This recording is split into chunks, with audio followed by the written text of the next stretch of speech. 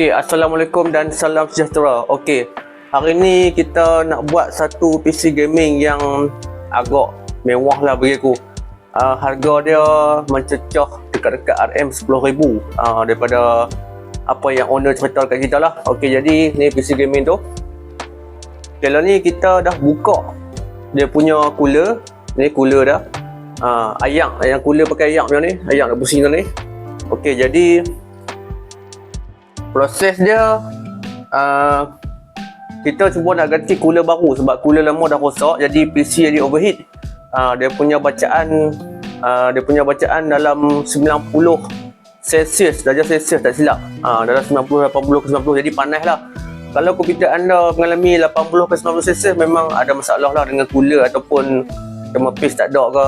Okey, jadi kita akan tukar satu set ni dengan cooler yang baru. Okey, jom kita unboxing tengok. Okey, jadi ni aku baru dapat. Kita baru dapat cooler ni. Jadi kita unboxing tengok. Okey, jadi memang cun lah cooler baru ni. Cooler model sama juga sebab owner dia nak yang model macam ni juga. Jadi kita akan pasang pula cooler ni, ID cooling ni.